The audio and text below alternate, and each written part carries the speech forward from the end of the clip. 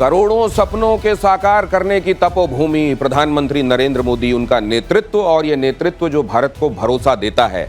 और इसीलिए यही भरोसा, जब ये भरोसा मजबूत होता है तो देश मजबूत होता है, और जब देश मजबूत होता है तो खलता किसको है? देश के दुश्मनों को। देश के दुश्मन प्लानिंग बना रहे हैं। पाकिस्तान अब सोच रहा है कि सीधे सीधे कोई हरकत करने पर सीधे सीधे मुझे मार पड़ती है, तो अब मैं एक काम करता हूं, इनडायरेक्टली जाता हूं, बांग्लादेश का कंधा इस्तेमाल करता हूं। लेकिन उसे मालूम नहीं है कि इसका नतीजा उससे ज्यादा जोर से पड़ने वाली मार के तौर पर होगा। क्या साजिश रची जा रही है आपको बताऊंगा। और भारत की ब्रह्मोस से ट्रंप क्यों थरथरा रहे हैं भाई, आज प्रतिशोध में आप ये भी देखने वाले हैं। आइए इस खबर के साथ शुरुआत करते हैं। पाकिस्तान की बहुत बड़ी साजिश का खुलासा। बांग्लादेश बॉर्डर से हमले की साजिश रच रहा है असीम मुनीर। पाकिस्तानी सेना के प्रवक्ता ने किया खुलासा, भविष्य का संघर्ष हम पूर्व से शुरू करेंगे। तो जिस पूर्व ने यह कह दिया कि भाई पाकिस्तान से हमको बचाओ, अलग देश बनाओ, हम इनके साथ नहीं जी सकते, ये तो पता नहीं कौन से लोग हैं। ये धर्म की बात करते हैं, और जब धर्म के नाम पर कोई इनके पास आ जाता है तो फिर ये न जाने और कौन कौन से क्राइटेरिया बना लेते हैं। आदमी इंसानियत के दुश्मन है, इनके साथ नहीं रह सकते। अगर ऐसा नहीं होता तो बांग्लादेश क्यों बनता?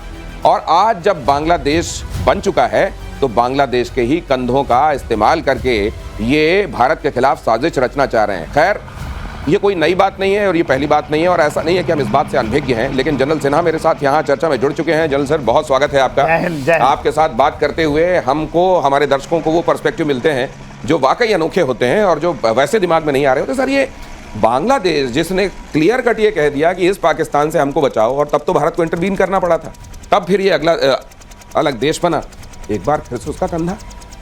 देखिए दिनेश जी, बात ये देश के दो हिस्सों की नहीं है। जो पाकिस्तान जब उसका बंटवारा हुआ था और 71 में जब आप बांग्लादेश बन गया, बात आज उसकी है। देखिए, बात ये आ जाती है, कहीं आप उसको बोलेंगे कि धर्म की बात है तो वही बात इस्लाम की है। और ऐसा लगता है कि उसी के आड़ पे ये जो दो देश आपस में मिलना चाहते हैं, जो एक जानी दुश्मन थे।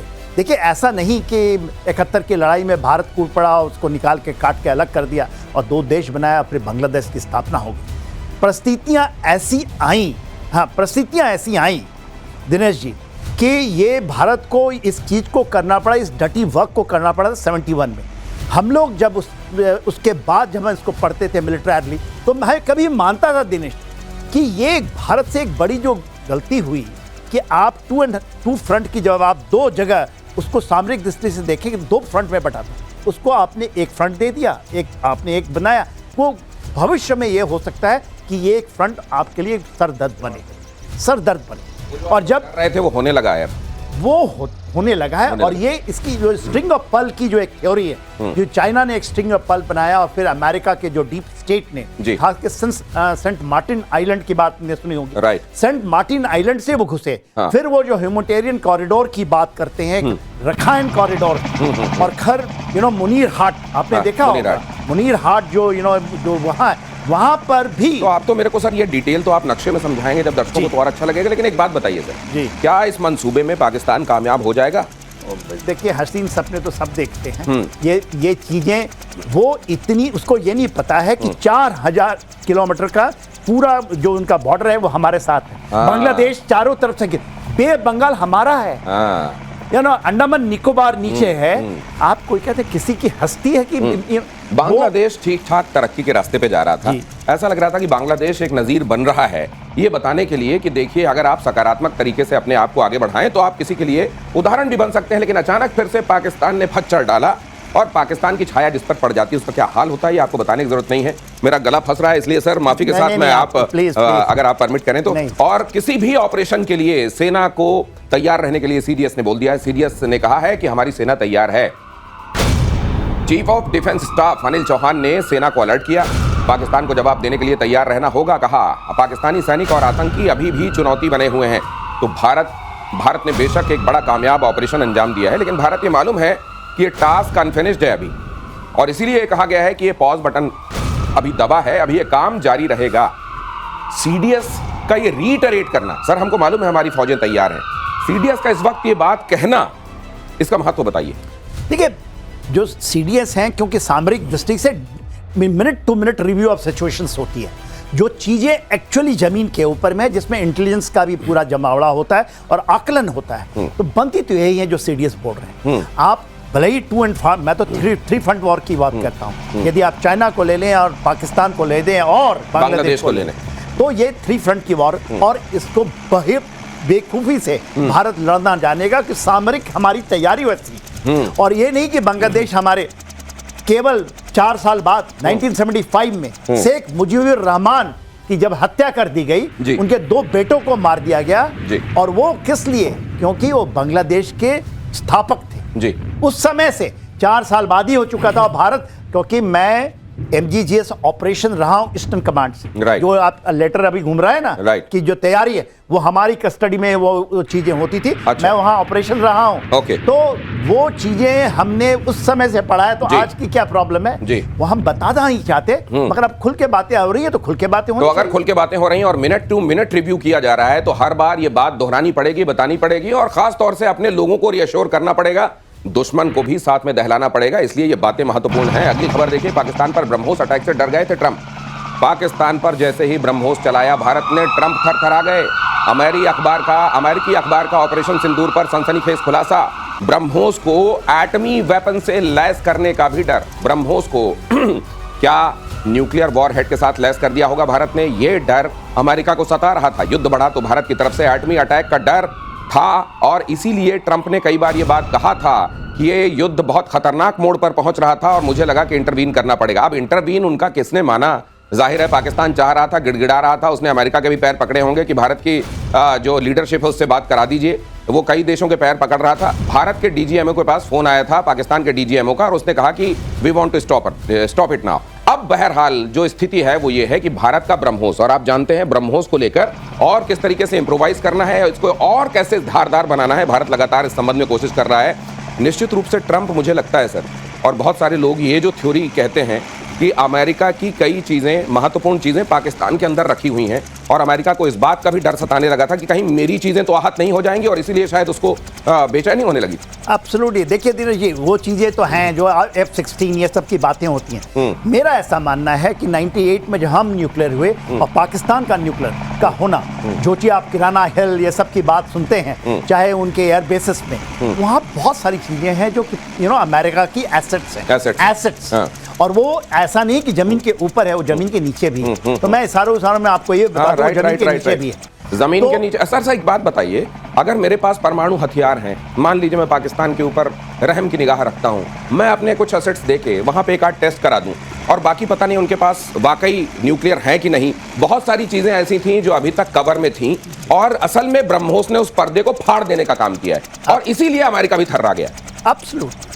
देखिए बात ये हुई थी जब हम न्यूक्लियर हुए थे, 15 दिन बाद, 98 में हम न्यूक्लियर हुए और 15 दिन बाद पाकिस्तान हो गया। किसी भी कंट्री के पास ऐसी कैपेबिलिटी नहीं होती, आप पैदा कर दीजिए। तो वो तो शक है हमारे, जब हम बात करते हैं ना कि क्या उनके पास न्यूक्लियर, वो जो कहते हैं बात है कि नहीं, तो हमारे जहन में तो वो है ही। बात उसकी है जब आपने हिट किया सरगोदा में और जाके किराना हिल हर्राया, और आपने कहा कि वहां पर कुछ हो गए, तो कुछ एसेट्स तो हैं ही। बात आज इसकी है कि ब्रह्मोस की आपने की है। क्यों ब्रह्मोस? जो ब्रह्मोस एक क्रूज मिसाइल है, नैप टू अर्थ, 3 मीटर का, अभी तो 1 मीटर का हो गया। लोग हम कहते हैं 500 किलोमीटर, मगर उसकी एक्चुअली रेंज जो हमारी ऑपरेशनल रेंज है 800-900 मीटर है। उसके अलावा अभी उससे भी बड़ी चीजें जो दुनिया में बात नहीं हो रही है, खुल के बात नहीं हो रही। पाकिस्तान के डॉन का अखबार में, चाइना के और पूरे अमेरिका के अंदर अग्नि 5 एडवांस वर्जन, जो कि आपका बंकर ब्रस्टर है, बंकर ब्रस्टर मिसाइल। कोई B-2 बॉम्बर नहीं ले जाना पड़ेगा, आपको कोई बॉम्बर नहीं ले जाना पड़ेगा, आपका कोई फाइटर जेट वहां नहीं जाएगा, बॉम्बर नहीं जाएगा। आप यहीं से बटन दबाएंगे और उस तरफ जाकर वो जो बंकर, जहां जमीन के नीचे कई फुट की गहराई में कुछ छिपाया गया है, जिसकी तरफ इशारा किया जा रहा था कि अमेरिका का एसेट गहराई में भी हो सकता है, उस एसेट के पसीने इसलिए भी छूट रहे हैं। सर लेकिन ये जो आपने ये जो चेंजेस नोट किए हैं, आप तो कब से देख रहे हैं, आपका तजुर्बा इस जगह तक, इस फील्ड में है, ये आपने पिछले 5-6 साल, क्या आप डिफाइनिंग मानेंगे भारत के हिसाब से रक्षा क्षेत्र में? Total defining. देखिए 2016 में लाल किले के समय मैं कहीं कवर कर रहा था और मैं बैठा था वहां। जब मैंने वहां सीडीएस की बात सुनी, प्रधानमंत्री ने एक चीज बोला था कि सीडीएस, क्योंकि सीडीएस की प्रकल्पना, इंटीग्रेशन कमांड की कल्पना, ये कारगिल वॉर के बाद हो गया था। राइट। और जो आपकी कमिटीज बनी थी उसका एक मैं भी सदस्य रहा था, हम इसके पक्षधर थे। जो अग्निवीर की है परिकल्पना कि 4 साल में जब टेक्नोलॉजी बदलता है तो फ्रेश माइंड चाहिए, उस समय की है ये। बहुत सारी डिबेटें यहाँ चली, तो पूरा स्ट्रक्चर पूरा स्ट्रक्चर और भविष्य की चुनौतियां और दुश्मनों की तरफ से आने वाले जो थ्रेट्स हैं उसको देखते हुए भारत को कैसे तैयार करना है, इस बारे में जो दिन दूनी रात चौगनी रफ्तार से काम हो रहा है वो दुश्मनों के लिए थर्राने वाला है। यूक्रेनी राष्ट्रपति जेलेंस्की का बहुत बड़ा दावा। दूसरे फ्रंट की खबर देखिए, रूस की तरफ से लड़ रही है पाकिस्तान की फौज, पैसे लेकर मुनीर की फौज के लड़ने का दावा। क्रूर युद्ध में चीन उज्बेकिस्तान भी रूस के साथ हैं। चीन उज्बेकिस्तान पाकिस्तान रूस की तरफ से लड़ रहे हैं, ऐसी बात ऐसा दावा किया जा रहा है। जेलेंस्की ने, यूक्रेन के राष्ट्रपति ने यह दावा किया है कि उधर से, अब ये जरा जेलेंस्की ये भी बता दें, जेलेंस्की जरा ये भी बता दें कि उनकी तरफ से कौन कौन लड़ रहा है। ये तो जग जाहिर है, जेलेंस्की की तरफ से तो 32 नेशंस के, और ये नहीं जो मिशनरीज फोर्सेस हैं जिसके अंदर में कोलंबिया का नाम भी अभी आना शुरू हो गया, जो कि एक्चुअली आपके लुहांस डोनेस्क में कर रहे हैं। मगर जब वो कहते हैं कि ये मिशनरीज हो सकते हैं चाइनीज, ये मैं नहीं मानता, क्योंकि भारत से भी कुछ लोग गए थे आपको प्रजोगन की फोर्सेस ज्वाइन करने के लिए। बात उसकी नहीं है। रशिया ने यदि नॉर्थ कोरियन को यूज किया है तो 12,000 आए हैं, वो उसने खुल के बताया। तो रशिया ऐसा देश है, ऐसा मैं मानता हूं, क्योंकि उनके साथ मैं बहुत ऑपरेट किया हूं, वहां पर वो उन चीजों को छिपा के करने वाला नहीं। ठीक है। जब आपने देखा होगा प्रोजेगन को उन्होंने यूज किया था, जब उसकी फोर्सेस हैं, तो उसने जो सोलेडार में यूज किया था, बाखमुत में यूज खुलेआम किया था, पूरे दुनिया के सामने थर्रा गई। तो ये जेलेंस्की सर, लेकिन मेरे को एक चीज समझ में, ये जरा बताइए, पाकिस्तान को लेकर रशिया किस तरीके से देखता है? क्या वाकई वो उसका जो चरित्र रहा है, रशिया क्या इस समय वाकई उन लोगों को अपनी तरफ से लड़ने के लिए जमीन पर बुला सकता है? देखिए, जब ये लड़ाई शुरू हुई थी 2022 में, आपको याद होगा इमरान खान साहब जिस दिन लड़ाई छिड़ी थी वो रशिया पहुंच गए। तो ऐसी खबरें भी आ रही हैं, वो चिंता का भी कभी कभी भारत का विषय बन जाता है, क्योंकि उनकी थोड़ी डील तो हुई है, रशिया के साथ पाकिस्तान की डील है। अच्छा। और चाइना के सह पे हुई, चाइना के सह पे हुई है। वो उनसे तेल भी लेना चाहते हैं, वो भी शायद आ रहा है। तो सर ये बताइए, ये खबर अगर अमेरिका को पता चलेगी और अमेरिका वहां से तेल निकाल रहा है, तो पाकिस्तान का तेल नहीं निकाल देगा ये खबर सुनने के बाद? देखिए, पाकिस्तान एक दोहरी नीति है, अमेरिका भी दोहरी नीति से खेलता है। अच्छा। तो और इसके लिए देखिए, जब करेक्ट आकलन करें, मैं भी ऐसी बड़ी बातें कर देंगे पाकिस्तान में कुछ नहीं है। पाकिस्तान एक महारत तो हासिल की है, वो जानता है कि कैसे, जब हम 3A की बात करते थे, अल्लाह, अमेरिका, आर्मी, अमेरिका आता था। आज चाइना जो हिमालय से भी ऊंचा और जमीन से भी गहरा उनका संबंध है। How you are managing the top people, आप वहां के हुक्मरानों से सीखिए, क्योंकि they are ready to give everything. Sir, मुझे भारत के एक बड़े शायर का शेर याद आ रहा है कि उसी का दौर है जो इस जमाने में इधर का लगता रहे और उधर का हो जाए। ये वाला ये जो गुर है, ये वाकई पाकिस्तान का, इसमें कोई सानी नहीं है, और जिसका कोई अपना कंडक्ट नहीं है, जिसकी अपनी कोई रीढ़ नहीं है, जो लिजा है और जिसमें कहीं पर कोई स्टैंड नहीं है, जिसका, वो जाहिर है इधर भी खेल सकता है, उधर भी खेल सकता है। इसके नुकसान भी होते हैं जो वो झेलता है, लेकिन इसका रोना वो दुनिया के सामने रोता नहीं है। चाइना के साथ भी निभाते रहना, चाइना के कहने पर रशिया की तरफ से लड़ने के लिए पहुंच जाना, इधर अमेरिका को कहना आओ तेल ले लो, तुम बताओ ईरान पर मिसाइल मारनी है, आओ मेरे एयर स्पेस का इस्तेमाल कर लो। हिमाचल पी के श्रीवास्तव यहाँ पहुंच रहे हैं। सर, बहुत स्वागत है, जल्दी से आइए। ये तो नहीं कहूंगा, बहुत देर कर दी, मेहरबान आते आते। लेकिन सर, ये पाकिस्तान ऐसा कैसे खेल ले रहा है? अमेरिका के शह पर जेलेंस्की लड़ रहे हैं, लेकिन उधर रशिया के साथ जाकर कह रहे हैं कि इसके सोल्जर्स जा रहे हैं और लड़ाई लड़ रहे हैं। अब बताओ दिनेश, इतने सालों से और इतने महीनों से, और आपके शो पे कितनी बार हम लोगों ने कहा, ये जो लाहौरी चूरन है ना, जिसको आप खिला दीजिए वो मस्त हो जाता है। उधर भी खिला, इधर, लेकिन एक बात बता दें आपको, ज्यादा चलने वाला नहीं है। अच्छा। ये जो इसने दो बैलेंसिंग कर रहा है ना, ट्रपीज जिसको दो नावों की सवारी, गिरेगा जरूर, लेकिन खास बात यह है, गिरने से पहले ये औरों को भी गिरा के जाएगा। अच्छा, ओके। ट्रम्प भी जाएंगे, और ट्रम्प की आजकल देखिए रेटिंग कितनी कम हो गई है। अमेरिका में सारे लोग त्रस्त हो गए। सर, लेकिन पाकिस्तान जैसी पनौती को रशिया अपने यहाँ आने क्यों दे रहा है सर? उधर रशिया लेके जा रहा है। भाई वहां से अगर उसके सैनिक कुछ भी गए होंगे तो पनौती है ना सर। देखिए ऐसा है, हाँ। अगर मरने के लिए लोग तैयार हैं, हाँ। तो फ्रंट लाइन वो अपने क्यों रखे हैं? फ्रंट लाइन पे अपने सैनिकों को क्यों लगाया जाए? अगर मरने के लिए लोग तैयार हैं, अगर मुनीर उनकी जान की एवज में कुछ पैसे खा के उनको भेज सकता है तो ठीक है, मरने के लिए उनको जेलेंस्की की बंदूकों के और मिसाइलों के सामने उनका सीना कर दिया जाए। यूक्रेन के ठिकानों पर रूस का जबरदस्त प्रहार। अगली खबर देखिए, टॉर्नेडो एस रॉकेट लॉन्चर से कहर बरपाया गया। यूक्रेनी सेना के कई अस्थायी डिप्लॉयमेंट पॉइंट तबाह हुए। अब जरा यहां देखिए रशिया किस तरीके से यूक्रेन को लगातार धूल धूसरित करने में लगा हुआ है। जिस यूक्रेन को दुनिया में संपन्नता के लिए, समृद्धि के लिए जाना जाता था, दुनिया की ब्रेड बास्केट कहलाता था, दुनिया के लिए ग्रेन सप्लाई करने में, सूरजमुखी का तेल सप्लाई करने में, एनर्जी सप्लाई करने, गैस, ऑयल, ये अब यूक्रेन जो है ये चरमरा के ढांचा बचा है। सर मुझको लगता है जेलेंस्की इसको वहां ले जाएंगे जहां से यूक्रेन बस नाम का रह जाए। बस बिल्कुल ठीक कह रहे हैं। और आप देख रहे हैं जितने बार ट्रंप बातचीत करता है, कोई मिलने के लिए जाता है, उतनी बार पुतिन एक नया हथियार लगा निकाल लेते हैं।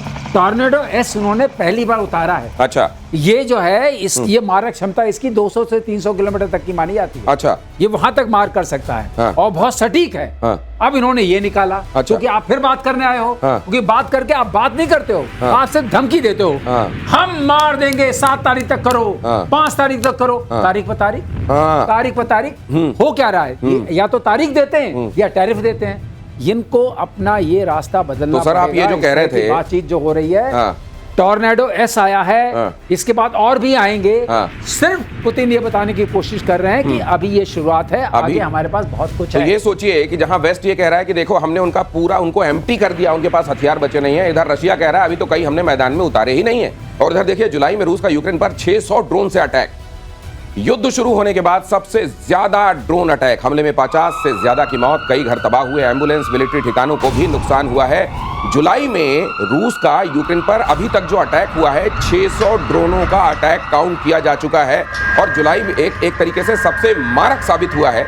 अगर कम से कम 1-1.5 साल की बीते 1-1.5 साल की लड़ाई में आप ले लें तो जुलाई का महीना यूक्रेन के ऊपर बड़ा तबाही वाला साबित हुआ। और एक तरीके से मधुमक्खी के छत्ते में जाकर हाथ डालने और मधुमक्खियों को हिलाकर अपने ऊपर बुलाने का काम यूक्रेन लगातार कर रहा है। और इसके पीछे है जेलेंस्की जो ये जानते हैं कि जब तक ये मुसीबत है उनकी कुर्सी बची हुई है और तभी तक वेस्ट की तरफ से मदद मिल रही है। लेकिन सर इसका मतलब ये कि क्या अगर इस तरीके का एक सिस्टम ही बन गया जहां बेनिफिट होने वाले कई लोग भी हैं और ये साइकिल बन गया, तो फिर ये परपिचुअल किस्म का एक हिसाब किताब बन गया है जो अब कभी खत्म होता हुआ दिखाई भी नहीं दे रहा है। देखिए दिनेश, इसमें जब भी आप फ्रंटलाइन स्टेट बनते हैं, हाँ, जो आपका Ukraine is a frontline state of NATO, हाँ, ठीक है, उसका तो उसकी फितरत यही होती है। हाँ। देखिए क्या होता है वहां पर, आप जानते ही हैं 3.5 करोड़ लोग थे, अभी आप 2.7 के आसपास, 1 करोड़ लोग कहां चले गए? हाँ। Generation after generation, anyone who was to be there, जो ये थे ना जेलेंस्की साहब, हाँ। और आप जानते हैं स्टैंडिंग कॉमेडियन थे, 2018 में आए हैं। सामरिक दृष्टि से उनको ज्यादा चीजों की पता नहीं होती, मगर यू कांट फाइट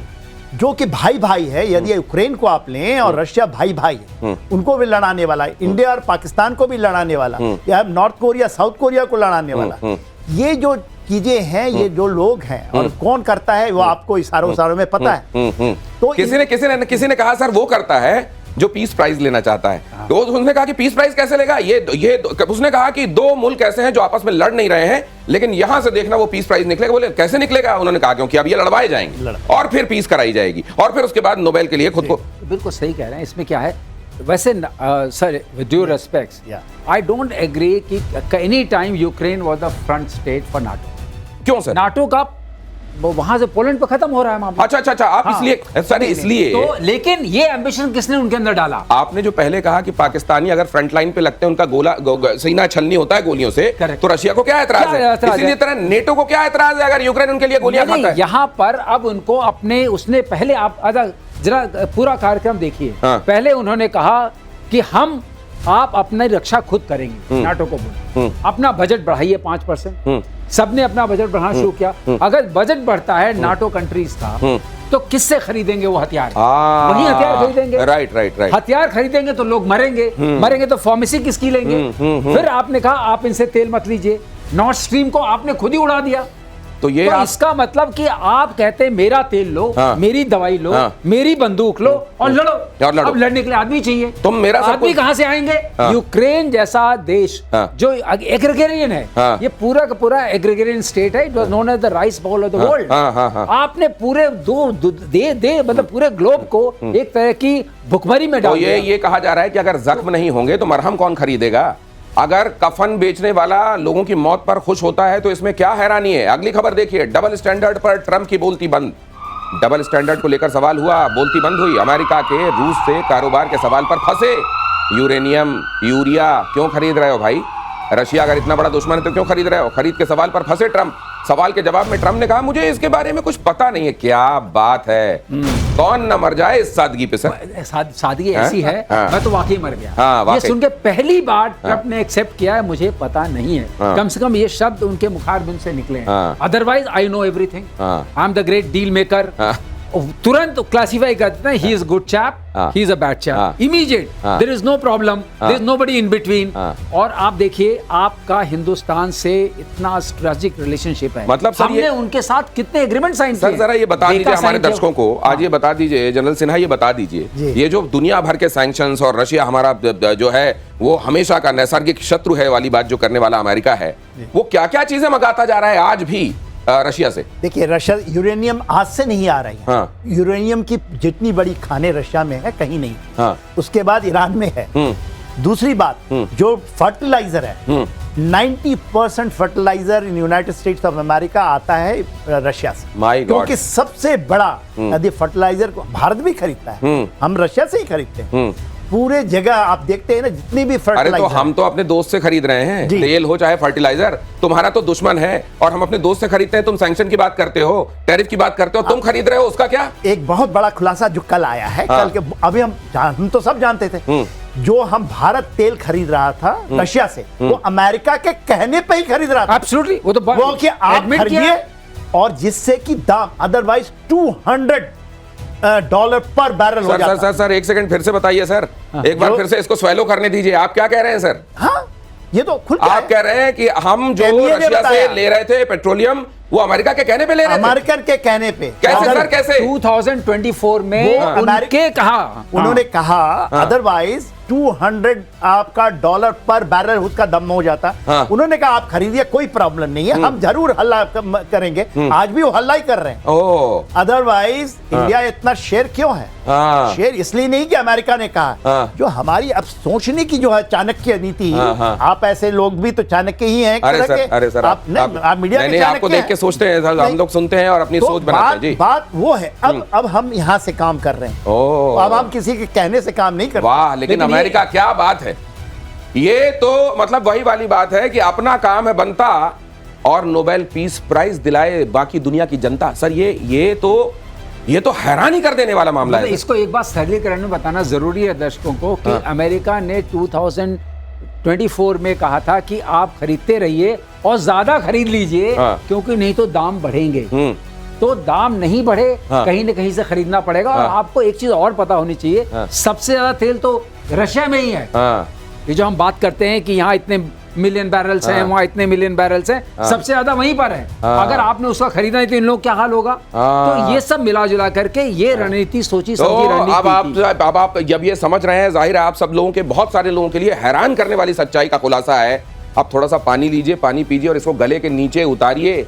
क्यों कहते हैं तेल देखो तेल की धार देखो? इसलिए कहते हैं नेक्स्ट ब्रेकिंग इन प्रतिशोध, ट्रंप के भारत विरोधी रुख का अमेरिका में विरोध। अगली खबर फ्लैश कीजिए। निकी हेली ने खोली ट्रंप के डबल स्टैंडर्ड की पोल। चीन और भारत को लेकर अलग अलग रुख क्यों? निकी ने कहा, चीन को क्यों दी जा रही है छूट? भारत जैसे मजबूत सहयोगी के साथ रिश्ता खराब ना करें। चलो कहीं तो सद्बुद्धि है। सद्बुद्धि है। निकी हेली जो है इंडियन ओरिजिन की हैं, और उन्होंने जो बात की उसमें दो बातें उन्होंने कही कि इनका सबसे ज्यादा बैलेंस ऑफ ट्रेड जो है वो किसके साथ गड़बड़ है। 300 billion, 295 to be exact, 295 billion का ट्रेड डेफिसिट है विद रिस्पेक्ट टू चाइना। तो चाइना को क्यों नहीं कह रहे हैं आप? लेकिन यहाँ पर एक बात है, जो ट्रम्प जो इतनी सारी उलटफेर कर रहे हैं, शायद इनके अपने इकोनॉमिस्ट कह रहे हैं, यहाँ पर वो बात कह सकता हूँ थोड़ी सी सीरियस नोट पे, एक ट्रिफिन डायलेमा करके ये क्या है सर ट्रिफिन डायलेमा? ट्रिफिन डायलेमा का मतलब ये होता है कि जब आप अपने देश की करेंसी को पूरे वर्ल्ड की करेंसी बनाना चाहते हैं, इसका मतलब आप सबको करेंसी देना चाहते हैं, ठीक है, तभी तो लोग खरीदेंगे। डॉलर देना चाहते हैं। अगर आप डॉलर देना चाहते हैं तो उनसे क्या लेंगे? तो आप इंपोर्ट करेंगे। जब तक आप ज्यादा इंपोर्ट नहीं करेंगे तो डॉलर देंगे कैसे? देंगे कैसे? और अगर आप टैरिफ लगा देंगे तो कैसे इंपोर्ट होगा? कैसे इंपोर्ट होगा? राइट, तो उनको डॉलर नहीं मिलेंगे। तो वो ट्रिफिन डायलेमा ये था कि अगर आप ये नहीं करेंगे तो आपकी जो वर्चस्व है डॉलर का वो खत्म हो जाएगा। तो इसका मतलब आपको इंपोर्ट ज्यादा करना पड़ेगा। तो अब इसमें कंट्रोल कैसे करें? आप अपने यहाँ टेक्नोलॉजी कंट्रोल करिए, अपने यहाँ स्किल कंट्रोल करिए, अपने यहाँ जो बोर्ड लेवल की मैनेजमेंट है वो कंट्रोल करिए, बाकी से काम बाकी सबसे काम करिए, काम कराइए। तो ये व्यवस्था ठीक चल रही थी। अब इन्होंने उसमें क्या गड़बड़ की? टैरिफ लगाई, यूनिवर्सिटीज को अटैक कर दिया। नहीं, अपने यूनिवर्सिटीज को अटैक कर दिया तो स्किल बंद हो गई। कहते हैं H1B बंद करेंगे तो लोग आना बंद कर देंगे। और जो इंजीनियर्स हैं, डॉक्टर्स हैं, कॉन्स्ट्रक्टर्स हैं, इंजीनियर्स डॉक्टर मोस्टली चाइनीज और इंडियंस हैं, कॉन्स्ट्रक्टर्स मोस्टली मैक्सिकन्स हैं, इन सबको आप निकाल दोगे तो यही करना पड़ेगा। ये भैया है कौन सी रणनीति? ये जिसमें जो दुश्मन है वो तो दोस्त बन गए, जो एलाइज है वो तो आपके दुश्मन बन गए, दुश्मन बनते जा रहे हैं। तो आपको एक बार सोचना पड़ेगा कि जिस तरह से कल जनरल सिन्हा कह रहे थे कि क्या आप उसी डाल को काट रहे हैं जिसमें आप बैठे हुए हैं, फिलहाल तो यही लग रहा है, यही है डायलेमा। और ये ट्रिफन डायलेमा अब और बड़ा डायलेमा हो गया। एनएसए अजीत डोभाल का रूस दौरा। अगली खबर, मॉस्को में राष्ट्रपति पुतिन से होगी मुलाकात। भारत के एनएसए जा रहे हैं रशिया, रणनीतिक साझेदारी पर होगी चर्चा, तेल खरीद पर बड़ी डील संभव। और मुझको लगता है धीरे से डोभाल साहब ये भी कहेंगे और पाकिस्तानी बुलाओ यार, थोड़ा फ्रंट लाइन पे लगा दो जरा, जिधर से की बम बरसा रहे। जनरल सिन्हा, क्या क्या महत्वपूर्ण मुद्दे हैं जो डिस्कस हो सकते हैं? देखिए, बहुत बड़ा है आरआईसी का मुद्दा, रशिया, इंडिया, चाइना का जो मुद्दा है और वो चला है। और हम रशिया के कहने से ही और जो रीसेटिंग हो रही है नॉर्थ चाइना के साथ, ये स्ट्रैटेजिक है। ये कोई ऐसा नहीं है कि ये ऑपरेशनल लेवल पे है। ये जो चल रही है, और मेरे ख्याल से क्योंकि सितंबर में यदि अगस्त में प्रधानमंत्री चाइना नहीं जाते हैं एससीओ की, इसके पहले डोभाल साहब, हमारे रक्षा मंत्री, हमारे और विदेश मंत्री सब गए थे एससीओ मीट में, आपने देखा था। और वहां से जो उन्होंने बंद फोड़ा था और उसके कारण चाइना भी आ गया था लाइन पे। अभी चाइना को देखिए, मोदी जी ने 2017 से ये बात कही कि एलिफेंट एंड ड्रैगन का जो मिलाप है, वहां से बोला था ये आफ्टर डोकलाम। उनको ये यहाँ भी समझाए थे उन्होंने जब हमारे इंडिया में आए और साउथ में गए 2019 में। मगर जो ये बताइए, अमेरिकी दादागिरी, कई बार जो दादागिरी होती है ना, वो देश जो आपस में कहीं वैमनस्य रख रहे होते हैं उनको भी सद्बुद्धि आती है। चाइना को क्या, ड्रैगन को ये बात समझ में आएगी जो मेरा नेबर है, मैं नेबर नहीं बदल सकता। और भारत जैसा हार्मलेस बल्कि कल्याण करने वाला लेबर कहां मिलेगा? वहां भी 1.4 करोड़ है चाइनीज, उसमें से काफी को ये सद्बुद्धि है ये। मगर तो यही बताइए, जो ये हम बात करते हैं आरआईसी वाली बात, क्या रशिया, इंडिया, चाइना वाला ये अगर ये बन गया सर, तो ये जो अमेरिका ये दादागिरी दिखा रहा है ना, ये कंबल ओढ़ के लेट जाएगा, कहेगा अब तब उठाना। इसमें से ब्राजील भी आएगा। हाँ, फिर ब्राजील भी आएगा। ब्राजील लिख चुका है। और जहां तक ये बात कर रहे थे ड्रैगन और एलिफेंट की, शी ने चिट्ठी लिखी थी अभी अपने प्रेसिडेंट को, प्रेसिडेंट मुर्मू को। उन्होंने लिखा it's time for elephant and dragon to dance together. मतलब उन्होंने ये बात लिखी उस चिट्ठी में। अरे तो सर, हमने कब मना किया है? हम तो कहते हैं हमारी जमीन पे बुरी निगाह मत रखो, हमारे साथ सदाशयता से पेश आओ। हम तो वैसे ही देश हैं। हाँ, तो हम चाहते हैं भैया हम किसी का नहीं बिगाड़े, चिट्ठी मत लिखो, अपने आप में तब्दीलियां लेकर आओ, अपना व्यवहार बदलो। हम तो ये चिट्ठी वाली जो भाषा है वो तो हम खुद ही उसको चरितार्थ करते हैं, उसको जीते हैं। अगली खबर यह है कि अमेरिका यूरोप मिसाइल पर प्लान पर भड़के Putin. America Europe missile plan पर पुतिन भड़क गए हैं। बेलारूस में और सैनिक मिसाइल तैनात करने की तैयारी है। रूसी विदेश मंत्रालय का बड़ा बयान, रूसी परमाणु मिसाइलों की अब कोई सीमा नहीं है। अमेरिका नेटो से पूरी ताकत से मुकाबला किया जाएगा। सर लेकिन कमाल है, कई बार लगता है क्या बात है, रशिया के लिए ताली बजाने का मन करता है। ये जो है जितना उधर से दबाने की एग्रेशन की कोशिश की जा रही है, रशिया कहता है अच्छा रुको, मैं अपने आप को और बड़ा करता हूं। एक बात है, देखिए ये पहले एक ट्रीटी थी, उसको INRF बोलते हैं। INRF intermediate range nuclear forces treaty. अच्छा, उसका मतलब ये था कि हम इंटरमीडिएट रेंज के जो न्यूक्लियर मिसाइल्स हैं उनको नहीं रखेंगे। उसका मतलब क्या खास था कि अगर न्यूक्लियर उस रेंज की नहीं होगी, इसका मतलब जो यूरोपियन कॉन्टिनेंट है उसको हम अटैक नहीं करेंगे, वो हम दूर की बात करेंगे, नजदीक की नहीं करेंगे।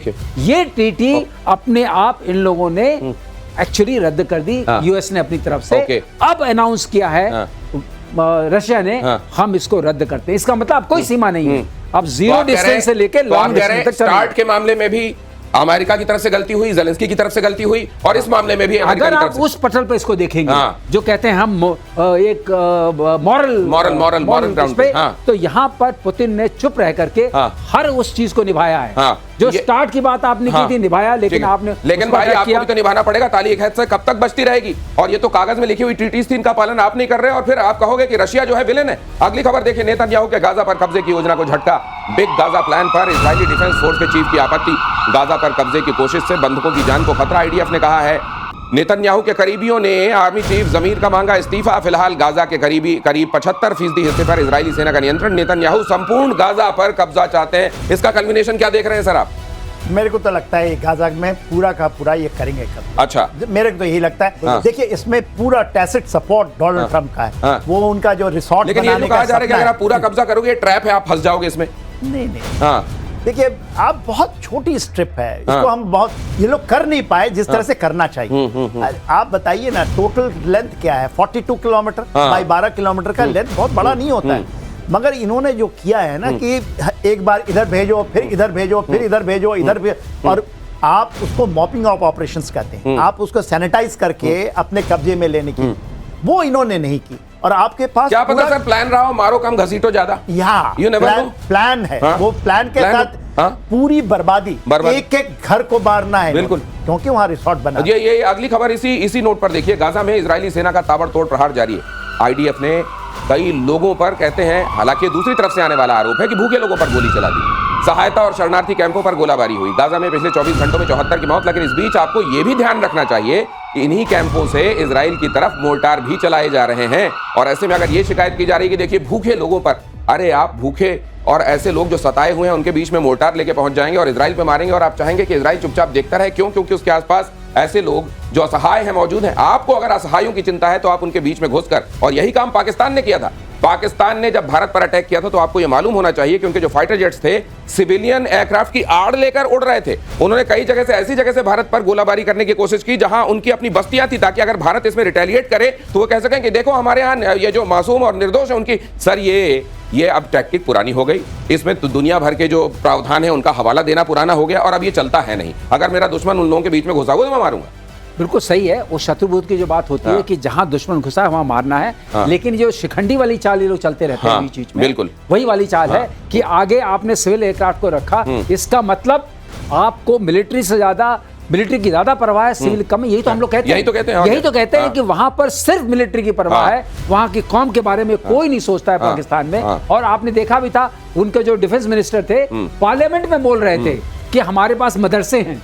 मदरसों में 15 साल के बच्चे पढ़ते हैं, 16 साल के बच्चे पढ़ते हैं। वो हमारी फर्स्ट लाइन ऑफ डिफेंस। ये जो विक्टिम कार्ड खेलना इस तरीके का था, अब ये दुनिया में पुराना होता जा रहा है। अगली खबर देखिए, इजराइल के एयरपोर्ट पर मिसाइल अटैक का दावा किया गया। यमन के हूती विद्रोहियों ने बेन गुरियन हवाई अड्डे को टारगेट किया।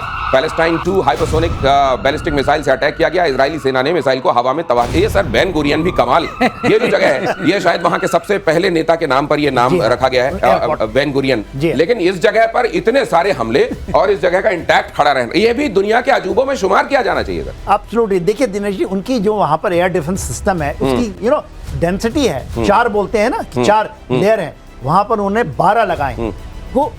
और उसको हिट करना बहुत, आज तक कोई भी एयरक्राफ्ट नहीं हिट हुआ है।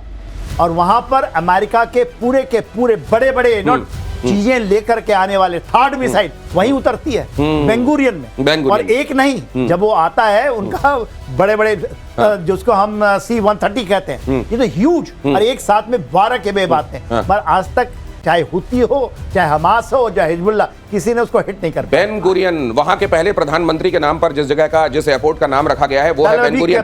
और अगली खबर इसी नोट पर, 7 साल बाद फिर चीन जाएंगे प्रधानमंत्री नरेंद्र मोदी। एससीओ की बैठक में शामिल होंगे मोदी। 31 अगस्त से 1 सितंबर तक होगी बैठक। गलवान कांड के बाद मोदी की यह पहली चीन यात्रा है। ट्रंप के लिए बड़ा संदेश है सर इसमें, बहुत बड़ा संदेश। अब ट्रंप को समझ में आया होगा। काम कीजिए। देखिए मैं जानता हूं सर, जितना टाइम बचा है ना उसमें जब आप बात छेड़ेंगे तो हमारे दर्शकों का पेट भरेगा नहीं। इसका विस्तृत एनालिसिस कल कीजिएगा प्रतिशोध में। हम आपको बताएंगे चीन जाने के मायने क्या है, प्रधानमंत्री नरेंद्र मोदी चीन जा रहे हैं, पूरी दुनिया के लिए संदेश क्या है। अगली खबर का वक्त नहीं बचा, आज आपसे विदा लेनी होगी। धन्यवाद आपका प्रतिशोध में आने के लिए, आपका बहुत धन्यवाद सर। जय हिंद।